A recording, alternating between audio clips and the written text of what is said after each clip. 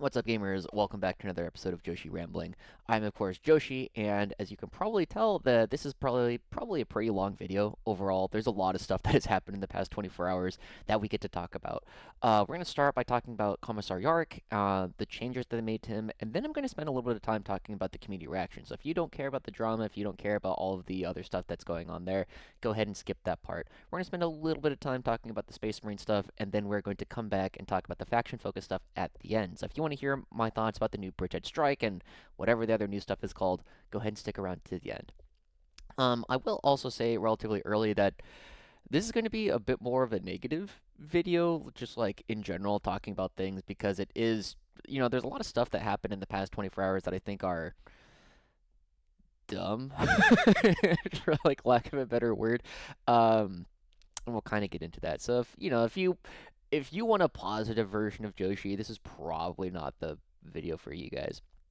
Anyway, let's go ahead and start talking about it.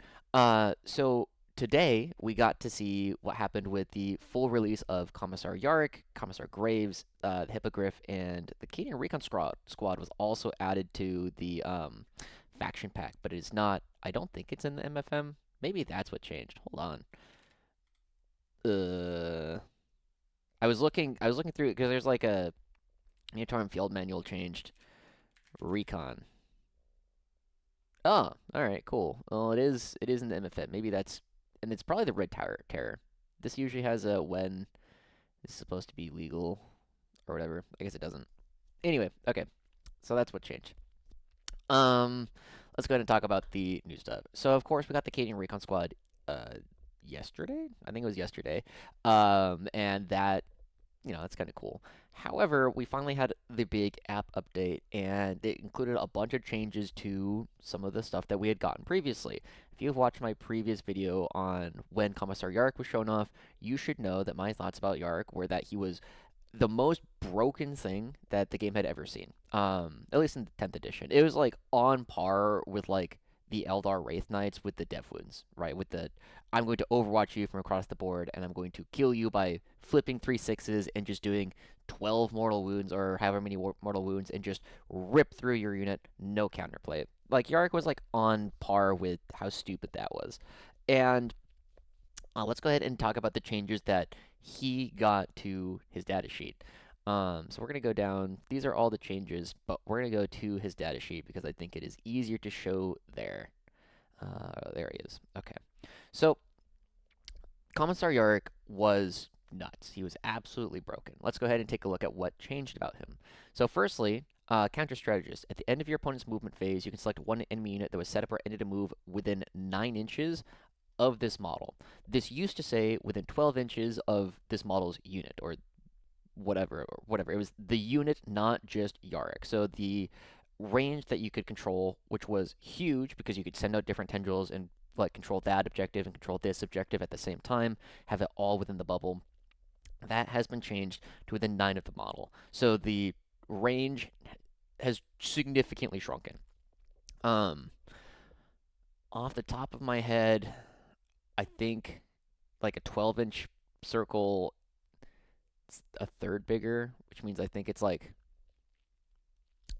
50% of the area off the top of my head. I don't know exactly. The way circle math works is like, you know, always a little bit tough, but it is a massive reduction in the amount of space that it controls. Within 9 inches of this model, and one friendly regiment unit within 6 inches and visible to this model, that has not changed. That has not made a normal move or been targeted with a fire Overwatch stratagem this phase. Okay, so one of the big things that we were looking at before is that there were ways to use reactive moves off of Death Riders, so Death Riders would move 6 inches, or in Recon, where you could use a strat to make your platoon units move 6 inches. They are no longer eligible, so you can't stack multiple reactive things, or been targeted with a fire Overwatch stratagem this phase. This was less important because it was one of the things that you didn't really want to do on the same unit because it would make not only your Overwatch rolls hitting on 6s, but if you did it on something afterwards, that would also be hitting on 6s. So the only things that this kind of really affects is things that had like Torrent. So if you were going to be using like the Creek Heavy Flamers, that was a big deal. Um, but normally you would use the counter strategist to shoot, and then you would Overwatch in the charge phase. That was the whole point of why you would do it in that order, so that you weren't doing both of them hitting on sixes. Okay, that regiment unit can then either make a normal move up to D6. This is not changed. It's the same thing. So of course you could not do reactive move into a counter strategist normal move. You would not be able to do that, but now, or like you could not do that before, and you also can't do that now. So this one hasn't really changed. Phantasm, still a pretty darn good ability. You can also shoot at that enemy unit, but only if it is an eligible target. Until the end of the phase, each time a model in that unit makes a range attack, an unmodified hit roll of 6 is required to score a hit, irrespective of the attacking weapon's ballistic skill or any modifiers. Once again, this is, the same thing from Overwatch, and pretty similar that we would expect to snapshots going to what snapshots is going to look like in 11th edition. I would be very unsurprised if Commissar Yarrick's ability in 11th edition says, shoot at that enemy unit only if it's an eligible target, and when doing so, taking snapshots. So this is, making Overwatch. It's a lot less good, right? Before, we could very realistically have a whole unit of Scions shooting on 2s, rerolling 1s, or a big Caden cast and break hitting on 4s, rerolling 1s sustained. Right, so it's a lot of output. This is a massive reduction in the output of the unit, and that's a good thing overall. The full ability to shoot at ballistic skill, I saw a lot of people talking on Reddit saying like, "Oh, it's only lasgun." Just like, no, it's not. And if that's what you're thinking, then like I don't know what to tell you. That's just not how it was going to be used in practice. The third thing that you can do is you can make a surge move. To do so, roll 1d6. Blah blah blah. Surge move. It is just surge move stuff. So, of course, this is a lot worse. It used to be make a charge, right? Make a charge against something that is within or that had triggered this ability in the first place. And now a surge has a couple of big things. One, make a surge move, roll 1d6. You have to move as close as possible to the opposing unit. So either the closest model has to move directly there, or something has to end up in base to base, and then every other model can move however it wants.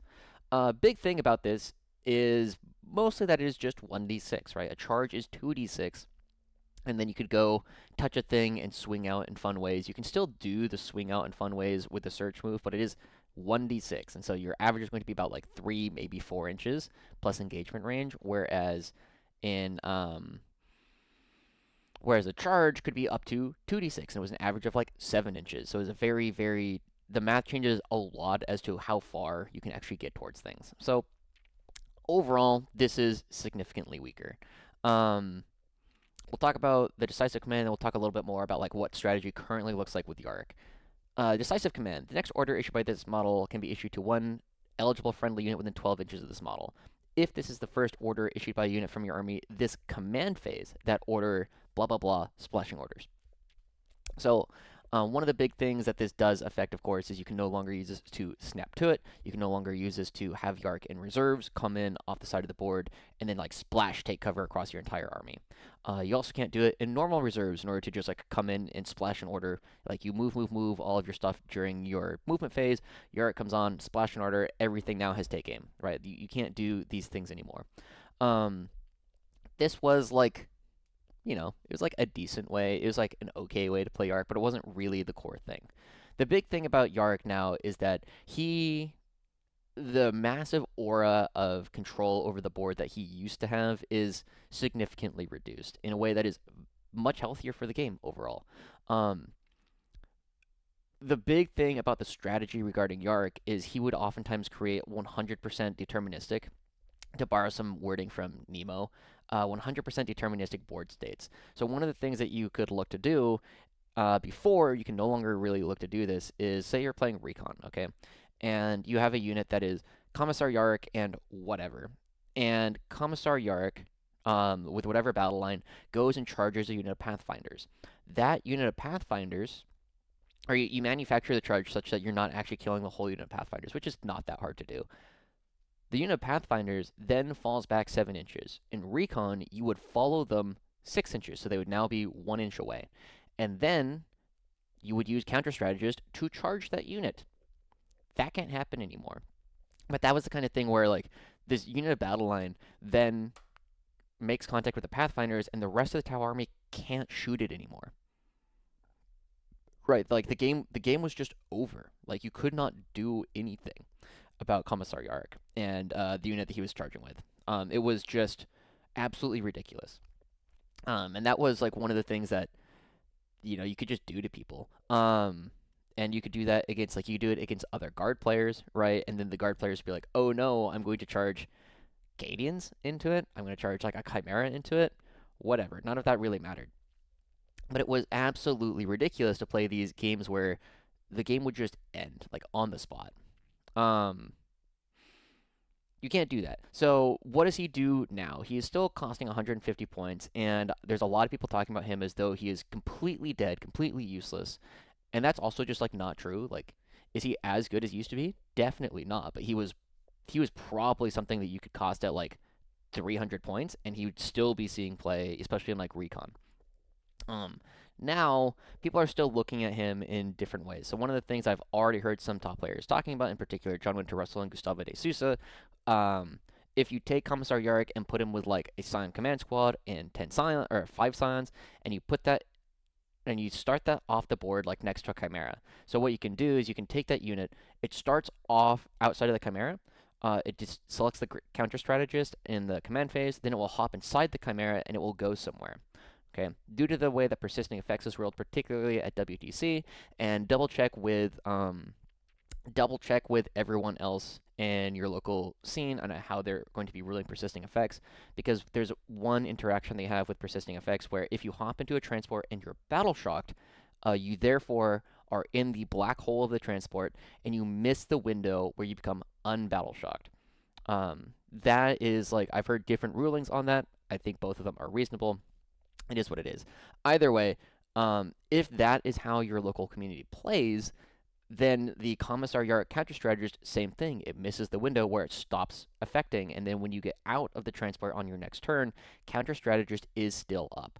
And the whole point of this is you can move into a portion of the board where you are going to go kill something because it's still Scions, it's still Yarrick, you're still going to be doing decent damage, and then you just have this presence in the middle of the board where your opponent can't really move into it, or you like move back into the Chimera, or you shoot them, or you charge at them, or something, right? You create this massive tempo play in the middle of the board.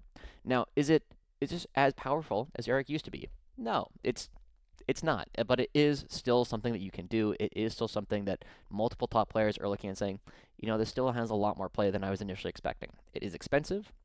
You do have to play it right. Um, and this might be something that only like really good players are going to have success with. But the fact that this still exists, the fact that top players are still looking like I can make something happen with this is really really exciting. Okay. Other things changed. I think it was Commissar Graves. Da-da-da-dum. Okay, Commissar Graves. Oh, that's interesting. Didn't have the character keyword. Gravesmobile. All right, so that's the thing. Commissar Graves on foot leader section remove command squad. This is a good thing. I've had a lot of conversations. I've seen a lot of conversations with different TOs, with different players talking about like the complete nonsense interactions that you could have with the command squad. So there were ways where you could not legally allocate to anything in the unit because it was all characters, but some of them were still bodyguards, so you can't allocate to characters. And then like maybe Graves can lead the command squad, can lead Gadians, and then you attach like Creed to it as well. It was complete nonsense. I don't I don't really know how this made it past the design section of like, hey guys, maybe this doesn't really work the way it's supposed to do. So we have removed all of the stupid interactions with that by just removing the fact that it can no longer lead a command squad. So this is good. Um, okay, Commissar Graves on foot, brutal disciplinarian ability change to once per turn. This used to be once per phase. Um, this is like in the context of 10th edition, it doesn't really matter. This might be more effective in 11th edition when I think they said in one of the videos that Battle Shock will not be falling off. So it'll be like it's a thing. It's a change that happened. And then lastly, the Hippogriff AFV heavy las cannon weapon name changed to just las cannon. This is a good change, right? It was not different. than a normal las cannon. It had the assault keyword. I don't know why that would make it a heavy las cannon.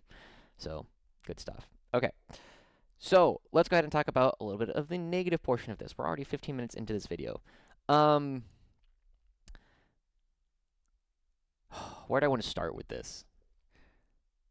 So there's like a lot of different arguments that I think people have been making, that I think are interesting. And some of them I understand the side of the people who are complaining, and some of it I understand the side of the people who are like, this is a dumb complaint, and some of it is like in between. So one of the one of the arguments that I've been seeing quite a bit of to start, this is one of the arguments, is that you should never buy models for rules, which I don't think is realistic. If buying the model for rules is your thing, I'm definitely someone who buys models for rules. Not entirely, but like I will go in particular. I will ask people to 3D print stuff in order to use the rules, because sometimes like I don't like the actual model that GW has released. Sometimes I just don't want to pay that price, but I do want to have access to the rules. If you are doing that and you're paying like full price, you do have to ask like, is this what I want to be doing? But like if you are buying stuff for rules, like it is what it is. People will do that. Some people like will just buy them. Like I'm gonna get a Commissar Yarrick. Probably not the new one. I think I'll probably get one of the older sculpts because I just like them better. But I will have a Commissar Yarrick model at some point. So it's okay to buy models for rules. It's okay to buy models for models. Just understand that the rules will be temporary. Okay. The next thing that I kind of want to cover is the idea of like Games Workshop as this big negative entity. And one of the things that I kind of want to talk about, there's a lot of people who will be like, Games Workshop only releases stuff that have overpowered rules, right? And this is not true, right? If you look at even just the things that were released in the past like week or the past month, a huge portion of the community thinks a lot of this stuff is dead on arrival, right? I've seen so many people talking about the Centaur, so many people talking about the Hippogriff as though they're terrible. They're not terrible. Like they're actually pretty playable. But the bigger problem is like they're like, oh, they released Commissar Yarrick to be super super cool, and therefore everything that they do is all a marketing ploy. It's like no, it's not, right? There are some decent things that are coming out here, right? Every single one of these new data sheets is at the very least playable. It might not be top of the meta, but it's all been playable, right? It's all stuff that you could definitely see and will be seeing in competitive lists over the next couple of weeks. It's all good, but the big thing to keep in mind is that when we're making these claims that like, oh, it's all a marketing thing, oh, it's all about them trying to pump and dump these things. It's like, well, I mean, did you see the Tyranid Prime with Lash Whip? That came out and it was terrible. Did you see the other like Berserk character in Votan? It was terrible. There's other stuff like some of the Necron stuff, like the Tomb Crawlers, are like okay, but the other stuff that released alongside it, not very good. Right? There's just so many things that are coming out that are just whatever that you don't really pay a lot of attention to. That it's just like, yeah, or like the new Wazdaka, right? The new Wazdaka dude, he's fine, right? Like a lot of stuff is totally reasonable. So whenever someone's like, "Oh, it's all a marketing scheme," it's like, no, it's not. And this isn't me being like Games Workshop is like this like monstrous entity, and therefore you need to protect like my favorite company. It's like, no, Games Workshop is not my favorite company. They do some pretty dumb stuff, and I'm about to share some of that with you. So one of the other big things that people are talking about is that it's like it's a marketing scheme, and it's not. One of the big things that Games Workshop has that is, it kind of reminds me of a lot of like Japanese companies in particular, where there's clearly like some people in the company that have certain ideas of how the game should be played, how the game will be played, and how they are supposed to like make things to serve that, right? Like one of the big things that Nintendo has had a long problem with, and I say problem is like, one of the gripes that I have had and other people have had is Nintendo has one of the most successful fighting games on the planet, right? They have Super Smash Brothers. They have Super Smash Bros. Melee, which is the old one that was played on the GameCube, and they have Super Smash Bros. Ultimate, which is also still very successful.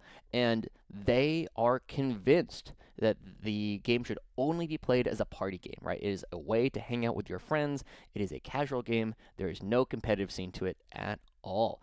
And because of that, like these are games that could have like competitive circuits built around them. And Nintendo's like, no, we're not doing that. That is not a thing, right? And one of the issues that we have with Games Workshop, in kind of a similar way, is that the story that I have been told is that there is a design team and then there is a balance team, right? And the balance team, the most famous person on this is Josh Roberts, but he is one, not the only person on the team, and two, he doesn't even have like final say on a lot of things. So they can make a lot of recommendations, they can do a lot of stuff about like the points things that things are going to cost, but firstly, he's not just one dude. We should be very thankful that we have Josh Roberts in the scene. But the other big thing is that the design team and the balance team are different teams, right? The thing that we have to, there, or the story that I was told is that the balance team knew that Commissar Yarrick was coming out, but they had no idea what he was going to do. And they found out what Yarrick did in terms of like gameplay the same day that all of us found out. And Josh Roberts is the most famous, but he is also a very, very good player of 40K. And he took one look at that and it was like, no, this is not okay. This is absolutely insane. And so, yes, this is going to be getting changes relatively quickly. And the reason why I didn't get these changes before, it's not how it was released, is because Games Workshop has an internal communication problem. They are not sharing information between the design team and the balance team in a way that actually allows them to do things in a sensible way before they come out. Um, we know that the design team, we know that there are public playtesters. We know that there are people who are playtesting outside of like the Games Workshop hub. I don't know what their feedback was to the design team. I do not know who those players are, but it is one of those things where it's like clearly the design team like built this thing and it was ridiculous, right? And this is oftentimes like this is just kind of what happens, right? You see this with like architects who's like, I want to build this skyscraper, and then the engineer comes over and is like, there's not a material on the planet that is strong enough to hold up the building as you have currently designed it, right? It's the same thing, right? You have like your design team and you have your balance team, in this case like the engineers, and they didn't talk to each other early enough in the process, and that's why it came out this way. The marketing team is a third team. I have no idea what their interplay is with these two other teams, but clearly the internal communication was lacking. So that's something that we should be asking. It's not blaming the marketing team. It's not blaming the balance team. It's, hey, design team, you need to fucking talk to these people, right? It's just like, guys, come on. Like, if you're going to like have complaints about it, complain about the right thing. Okay. The third thing that I want to talk about is everybody who thought Commissar Yarrick was overpriced for his original abilities. And this is going to sound harsh, but it's going to be true. If you thought Yarrick was overpriced for what he used to do, you were a bad player. Right? That's just the simple truth of it. If you did not understand what this could do to the way that the game was being played, it's kind of like when Aquilons came out, when people were like, Aquilon, oh, I don't know if the Aquilons are very good. Their rapid 3 inches is just not that interesting. They don't do a whole lot of damage. It's like, motherfucker, right? This is so good. It was absolutely bonkers at the time. And if you didn't think that it was incredibly strong, that it was game warping, that you could do some really nutty things with it, it's because you didn't have enough imagination on how to play the game and actually like really think about what it could do that you could not do previously. And Commissar Yarrick at the original price and the original rules is one of those things where it's just like, oh, I can just win the game on the spot if like Commissar Yarrick and Commissar Graves and 20 Krieg charge into Pathfinders or charge into Tenkadians or charge into whatever. The game can just end, right?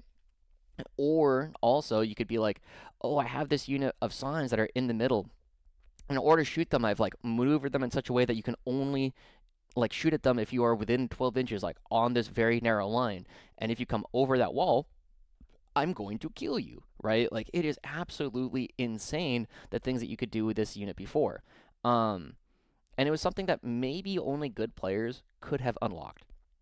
But it is one of the really, really powerful things in the game is understanding that the balance, it doesn't have to be entirely focused around the top players, but it does have to take them into consideration, right? If the game at the top level becomes super, super toxic, people will stop playing the game at that level. People will move to other things, right? It would not be absolutely ridiculous is if Yarrick just like remained the way that he was for the next like 6 to 12 months and we were continuing to play 10th edition, that people would move to other games, right? There are other competitive war games out there. You can play War Machine. You can play I don't know. I don't know how like competitive like Old World or Marvel Crisis Protocol or Infinity or whatever. There's a whole bunch of them out there, and I don't know like what their scenes really look like. But if the game is not good, if the game is very unbalanced at the top levels, these players will leave. And the other big thing about that is those players are your content creators. Those players are your influencers. Those players are the ones who drive a lot of hype about the game. And they get the like online communications and the online discourse going, right? So it is important to cater to the people who are going to be having these conversations with the rest of the community. The other kind of big thing that I kind of want to talk about in relation to all of this is people feeling cheated by Games Workshop about like the rules being demonstrated one way and then the full release looking different. And I'm actually pretty sympathetic to that. Again, people who buy stuff, at least partially, for rules, and not just the model, this this was bad, right? This is definitely something that we should be complaining to Games Workshop about. But again, it feels really bad. There's a lot of people who like went out. I know like at least one guy in my Discord was like, "Hey, I had just gotten my Yarrick commission painted," right? Like I feel, you know, I'm sorry, right? Like that is one of the things that we don't have any control over. But we need to make sure we're actually complaining about what it is. It's a lack of internal communication, and we should be demanding that this kind of thing doesn't happen again, right? But it's not the marketing team, it's not the balance team, it's the design team that we need to be really focusing in on and telling them that this kind of thing cannot be allowed to happen. Go talk to your balance team, go talk to your playtesters, take their feedback into account so that this stuff doesn't happen again in the future. Um, yeah, I also think, all right, the last thing before we start moving on to like other stuff that has happened is people are like, how come the guard gets beat up so much with all this kind of stuff? It's like, again, motherfucker, shut the fuck up. Like, we just got one, two, three, four, five, six. We just got 6 new data sheets, right? A lot of other armies out there are lucky to get that in an entire edition. And we are very, very likely to be getting more stuff in 11th edition when our codex comes out. They have already shown us that like the Steel Legion is like in the pipeline. We have reason to believe that Catachan are likely to be in the pipeline as well. We have more stuff coming. We are one of the best supported factions in the entire game. Could it be better?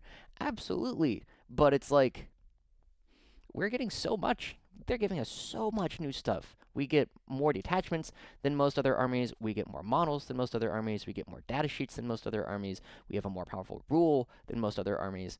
Um, we have been incredibly lucky this edition and the previous edition, or I guess maybe not most of ninth. Apparently, it was pretty bad before, like Arcs of Omen. But we are an incredibly well supported army. So it's just like I don't know. It's kind of like, what did you expect? This was already broken, but whatever. Okay. I'm not going to talk about that like I initially expected to. If you're familiar with David Serlin's Playing to Win, I would really, yeah. You know what? Let's talk about it a little bit. Okay, so I really, really like a lot of historical articles that have come out over the years about games and like how to play them and interesting things. And so I have like a bunch of like favorite articles, and this one was recently reminded to me. So a couple others that I really have enjoyed historically is like the "Who is the Beatdown" article, and I can't remember who wrote it, but it's a really good blog post. And the other one that I like really like is a blog post by a Super Smash Brothers player called Wobbles, and he was talking about how like in order to get better. He needs to stop relying on the same strategy over and over again. But one of the ones that I think is really particularly relevant here, and why this is relevant to Yarrick is um, David Serlin put out, and he was like a top Street Fighter player for a long time.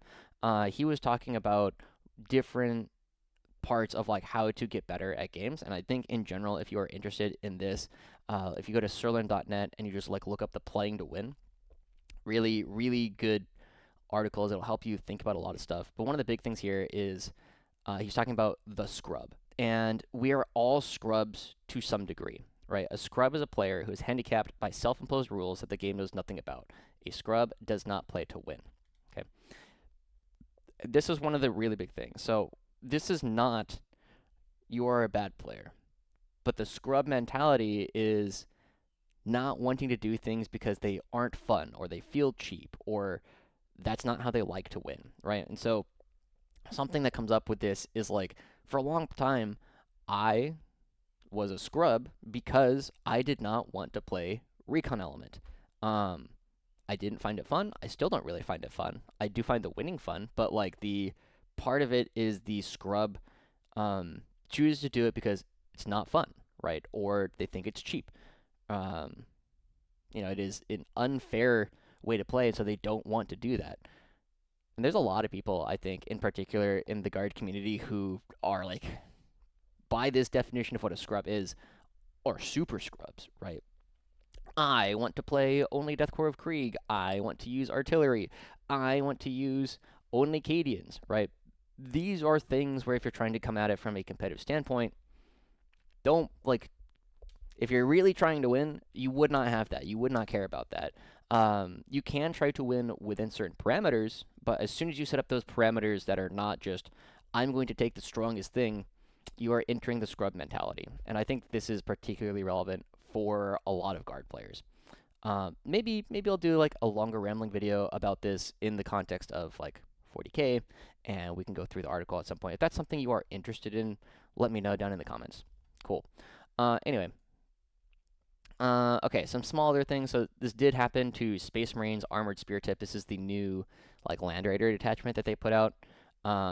So a couple things. Rapid deployment. So this was the basic thing, excluding flies. So like the Storm Raven and the Thunderhawk or something. You can no longer do it. So after it made a normal move or advanced move, excluding those that arrive from strategic reserves, that disembarked unit can make a normal move of up to D6, or a normal move of up to D3 plus 3 if it is a heavy transport. So this is kind of codifying, again, like the counts as having made a normal move isn't actually like a normal move, and their rules writing is getting like wonky towards the end of the edition. You don't get the heavy transport and all the cool stuff if you are flyer. The Scouts 9 ability went down to Scout 6, which is like, like a small thing, because Scouts 9 was like ridiculous. It was super strong. And then the other big thing is the semi-Kareen. So where as soon as like your Land Raider died, you could be like, okay, I am now going to 1 CP. It's going to move an entire movement phase, and then it's going to blow up there, and then we're going to get guys out. And it is... So firstly, you need to have the Deadly Demise ability. I think all of their transports did. And then you can only do it if you actually exploded. So the Kareen is now just in line with the Orcs Kareen, which is, again, one of the coolest stratagems in the game. I think it's really neat. And this is before, I think this is already how it worked, but whatever. Okay, so small changes to the Space Marine stuff, just making sure you guys are aware. All right. Now, let's talk about some more fun things, stuff that is a little bit more exciting, because we do have the new faction focus for Astra Militarum, where we get to see some of the new fun stuff. This was seemingly accidentally released yesterday evening, or at least in my local time, it was yesterday evening. So, like, 12, like 15 to 18 hours ago, something like that. We got to see this video on YouTube. If you want to watch it, I'm not going to be watching the whole thing here because I've already watched it and I've already looked through this article, that's the word. I've already looked through this article and already seen like a lot of this. So okay, so this is one of the really important bits of context that we already have about this is everything that they are showing us in the faction focus articles are going to be some of the one detachment point detachments. So we can pair these with 2-point detachments, and we don't know exactly what a 2-point detachment looks like, but these are examples of the 1-point detachment. So if you wanted to have your entire army just have all three of the things we're about to talk about right now, then you will get to see like what that could potentially look like. And these 1-point detachments are okay, right? The whole thing about them is like they're kind of interesting, but they should not be so strong that you're going to be like building an army around them. You're usually going to take this and be like, okay, I already have like most of my rules elsewhere, and we're going to take this 1-point detachment and add it on top in order to make certain units more interesting. So the first one that I want to show, or the first one that we have is the human auxiliaries. Blah blah blah, lots of lore text, kind of cool photos. Anyway, the detachment rule, absolutist principles, friendly, Bulgrin, Ogrin, and Ratlings have the abhuman keyword. Friendly Commissar models can issue the take aim order. I was a little bit disappointed when I saw that it was only take aim, and right now I think it is because if you could also give them like move, move, move, or take cover isn't like really that interesting. I guess mostly like move, move, move would have been nice. Um, but the other big thing about this is, of course, friendly Commissar models. If you if you're in anything that isn't Grizzled Company, um, you still can't order them like move, move, move, or yeah, you can't order them move, move, move. It's fixed bayonets, duty and honor, and now take aim. So like you can just make them punch a little bit harder, and then issue one order. It's unclear to me if this is issue one order in addition to the ones that they gave before, but issue an order to a friendly abhuman unit. Detachment has the abhuman tag and cannot be taken with another abhuman detachment. I do not know of another thing that would currently have the abhuman detachment, but it is worth noting that that is the thing that it has. So this is okay, right? It is. I think the only things that actually have the Commissar keyword right now are just Commissars, because the Krieg Command Squad doesn't, and I don't think Commissar Yarrick or Commissar Graves, either on foot or in car, I don't think any of them have the Commissar keyword. So we'll see if this changes at all in like the near future. Um, then we have an enhancement, the Commissar model. This model has a Feel No Pain 4 Plus. It is an upgrade, which from what we've seen from, I think, the Orcs one, this is something we could potentially give to every single one of our Commissars. So that's kind of cool. Feel No Pain 4 Plus is very, very powerful, but we can't really embed them in, like, other units where this becomes even more relevant. So it's, like, slightly interesting. Um, and then we have Oh, there's one more. Oh, they didn't show the other one. Okay. We have low profile. In your shooting phase, when a friendly Rattlings unit is shot, target that Rattlings unit. Those range attacks do not prevent your unit from being hidden. This is, kind of entertaining. The big thing about this is, so there's two things. One, we should assume that Rattlings probably still have the stealth keyword going forward, so I don't know exactly how that interacts with hidden yet, but it's maybe they can be hidden after like hopping out of a transport or something. Um, but this is you will not use this, I don't expect. The big thing about Rattlings is unless they get a data sheet change, they currently like move, shoot, move. So already like you move, you shoot, and then you move to where you can't be shot anyway. So like this doesn't really do anything. The other one, there's more information in the video than there is in this article. There's another one where you get to make a D6 surge move with your Ogrin or Bulgrin. And that one is kind of interesting. Like that one's okay. The fact that you can still just like trundle a bunch of Bulgrin like into the middle of the board, they have their bats available, and then someone like shoots at them, and you're like, okay, well now the Bulgrin are going to move D6 inches at you. That is interesting. So it is important to note that surges will be existing next edition as well. And that one is like okay, that's something that might actually come up. Um, but just having access to like some of these extra things will just allow you to like tag on some Rattlings or tag on some Ogrin or Bulgrin in ways that are going to be a little bit more powerful than they were before. Okay, the other one, Bridgehead Strike. So Bridgehead Strike going from a full detachment in 10th edition to a one detachment point detachment in 11th edition. This is very focused on Militarum Tempestus. If a friendly Militarum Tempestus officer is your warlord, friendly Tempestus Scion units have battle line and +1 OC. So this is just like it currently has in the current Bridgehead Strike. When a friendly Militarum Tempestus unit is selected to shoot, if that unit was set up this turn, that unit's range attacks have +1 to hit rolls. So once again, this says set up. It doesn't specify that it has to come in from reserves. It could also come out of a transport, and we'll come back to that in a moment. The enhancement that they showed us is the priority drop beacon. So this is just like the current priority drop beacon. Militarum Tempestus officer model only. In your first movement phase, this unit can make an ingress move. Now, one of the things about priority drop beacon before was it said you got to like enter via deep strike, which did mean, or most TOs would rule that that did allow you to deep strike if you had like an ogre bodyguard attached to the unit. This one is like okay, right? You can come in from reserves on turn one. This didn't really see a lot of play in Bridget Strike already. I don't know if this is going to see play in the 11th edition, but you know, it is one of those things that continues to exist. Lastly, we have 2 CP firing hot. I believe this is mostly the same. Your shooting phase when a friendly Militarum Tempestus or Kazarkin unit is selected to shoot, target that Militarum Tempestus or Kazarkin, and then all of your las weapons and volley weapons get +1 strength and +1 AP if they're targeting something within 12 inches of the unit. It's still 2 CP, so this was like one of those things that was like, it was like conditionally pretty good.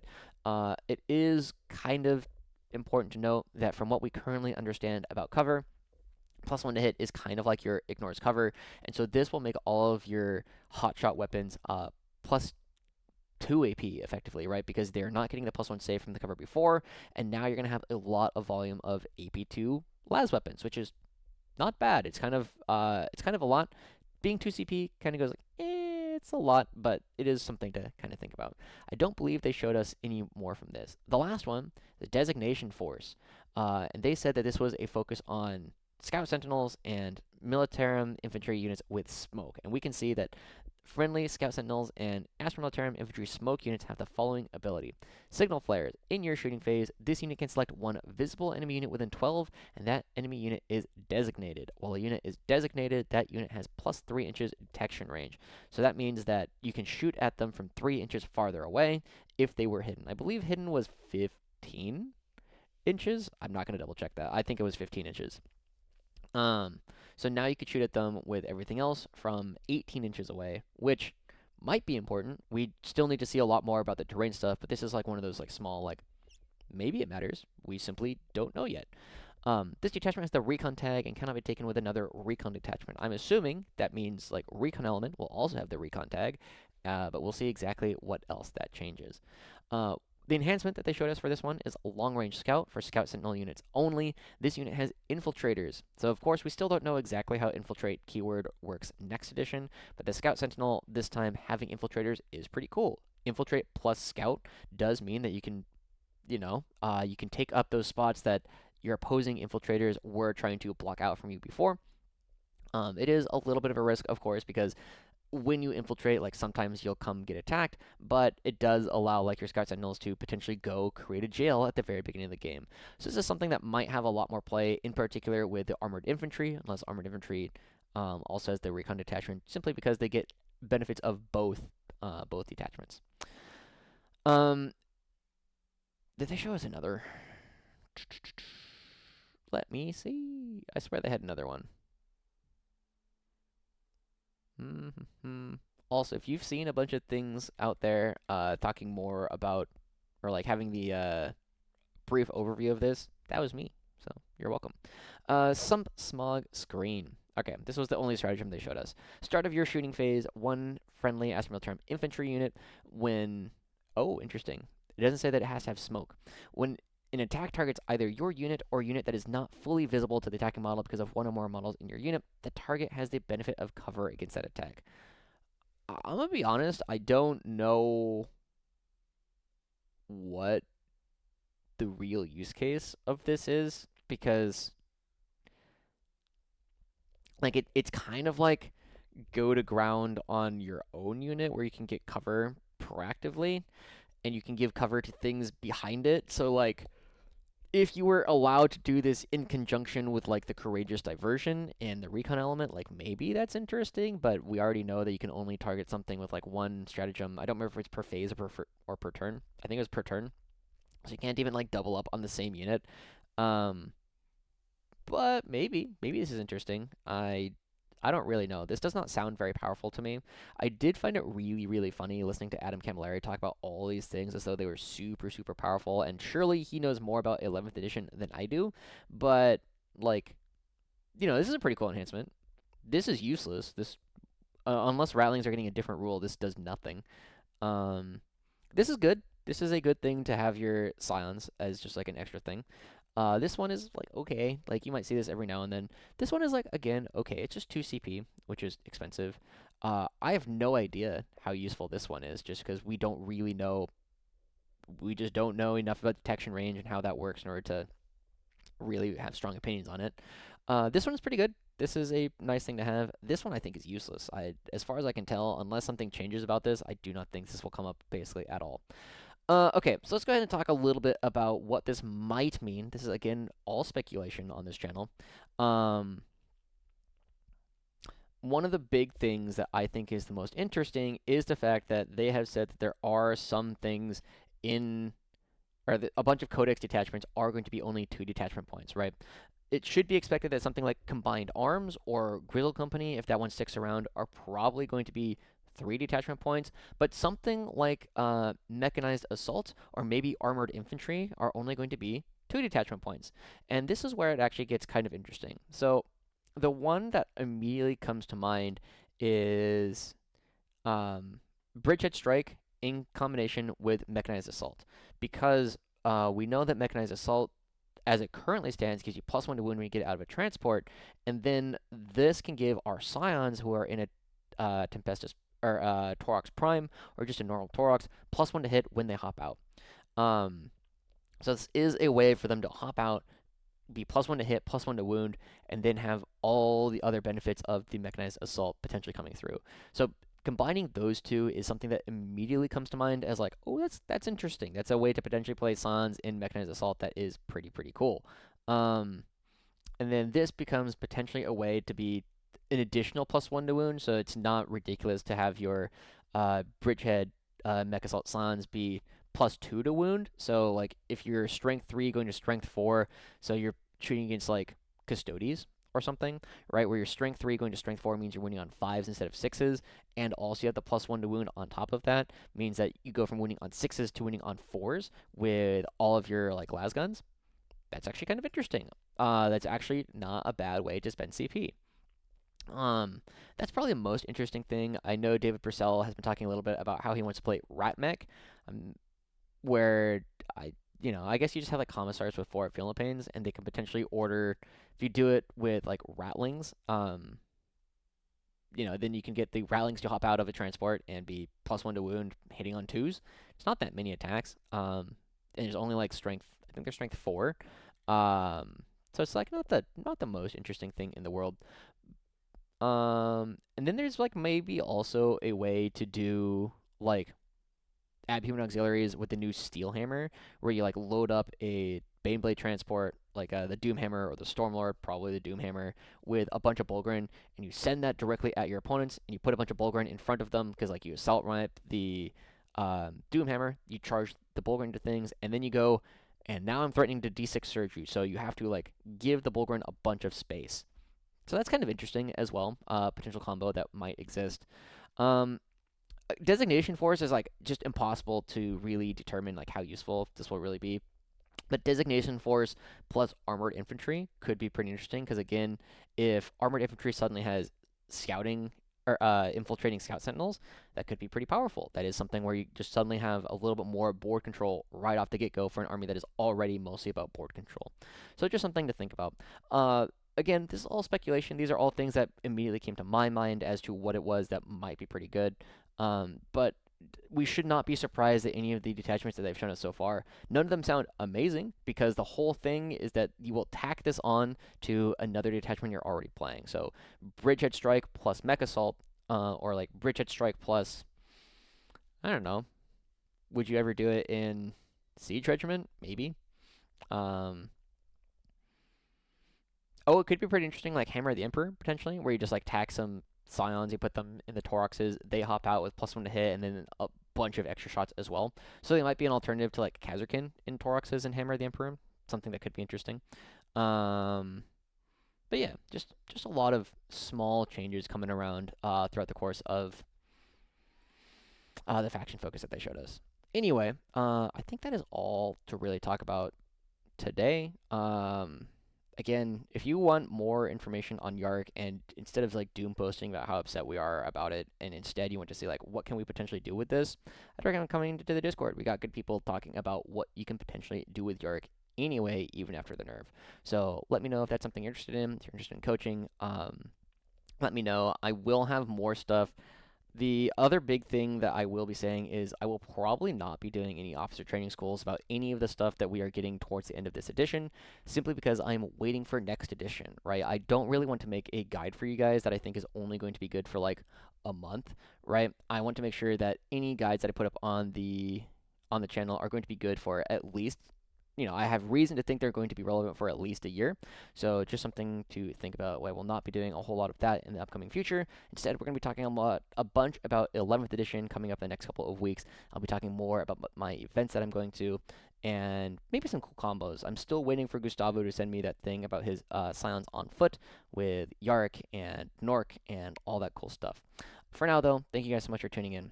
We'll see you guys all next time. Bye bye.